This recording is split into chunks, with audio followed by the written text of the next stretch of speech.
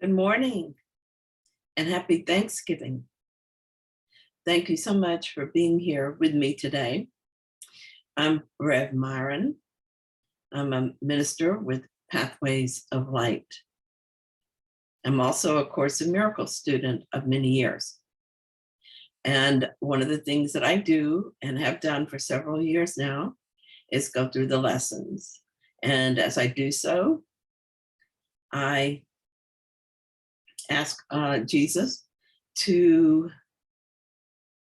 clarify the lesson for me, to help me see it in the clearest way possible for me at this time.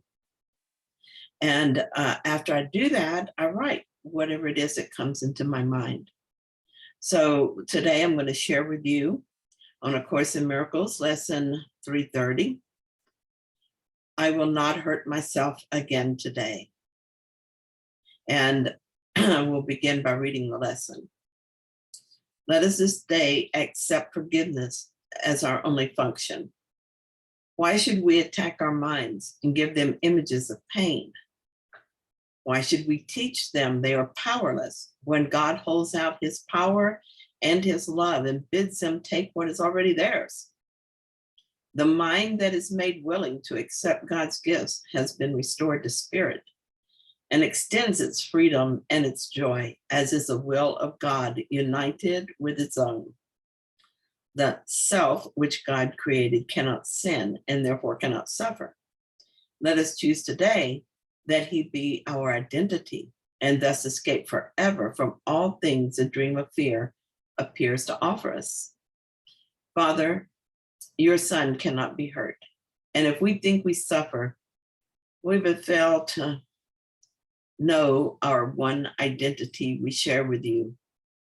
We would return to it today to be made free forever from all our mistakes and to be saved from what we thought we were. Now that sentence, why should we teach them, our minds, they are powerless? That's the phrase that really grabbed my attention because I've been working with this idea lately. I realized recently that I've been acting as if I am powerless in one area of my life. For the most part, I realized that my mind is very powerful. For instance, I was talking to my son last night about beliefs and how just because we believe something doesn't make it true. We talked about changing our minds about what we believe, and he noted that we could become new people in doing this. And I totally agreed with him. There's a passage in the text, chapter 7, section 5, that says, true learning is constant and so vital in its power for change that a son of God can recognize his power in one instant and change the world in the next. That is because by changing his mind, he has changed the most powerful device that was ever given him for change. When I think about it, I realize that this powerful mind we share has made an entire world. And every moment we're deciding what a thing means, and so deciding what our life is going to be like within this world. So here's an example. If I had a belief in lack, I would always be expecting to lose or not have what I need. It wouldn't matter how true that belief was. The feeling of constantly being at a loss would change how I acted and reacted to people and situations.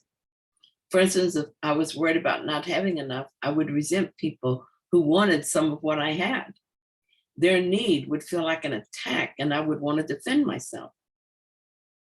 That one thought would bind me to the world through creating a sense of separation and the need to defend myself from an other. Because I would not only believe in lack, I would have acted upon it. The belief would now be stronger. Since the belief in lack would be stronger in my mind, I would be more attracted to the idea, and so it would show up more. The miraculous thing about this whole scenario is that it can change as soon as I want to change it. The mind, powerful enough to make an entire impossible world and make it believable, is powerful indeed. As soon as I open my mind enough to question that belief, any belief, it becomes immediately possible to change it. If, however, I'm too closed off to consider a change, everything stays the same. Through the study of the course, I've learned not to close my mind. Anytime someone suggests a new way of seeing something, I immediately consider it. I know that beliefs are not truth. They are just perception, a way of seeing things. I will not teach my mind that it is powerless. Instead, I'll ask myself a very important question. Is this belief bringing me closer to my goal of the peace of God? If not, I welcome new understanding and I change my mind. When I first started doing this, it felt like it was hard to change my mind. However, as I continued the practice, I realized that it felt hard only because I was resisting. For instance, I really did have a belief in lack for a long time. The logic of the course convinced me that this was not a good choice of beliefs. So I started trying to change my mind. But I would argue against the idea of abundance based on my past experiences. It seemed I had all the proof I needed that lack was real and true for me. Still, I was also sure that Jesus knows what he's talking about. So I considered that maybe I was wrong and he was right.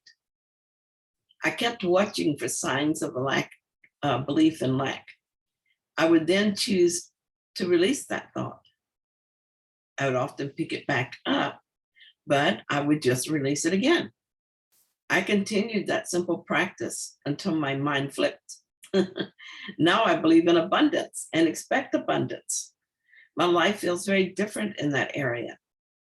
I find the path I'm on now, while still a dream, is a happier dream. I have learned to question all my beliefs. As a result, many beliefs have been changed, and thus my experience of life has changed. I no longer believe that God is asking me to sacrifice. While I still suffer from my own faulty choices at times, I know I don't have to, and that I can change my mind. I've proven it to myself. I know this is true. While it's a nicer dream, the important change is that I am more identified with my true self now than with my ego self. Stepping into the power of God in me has helped me believe his power really is mine and that I am meant to use it. So thank you again for being here with me today, for watching this video and sharing this lesson with me. I'll see you tomorrow.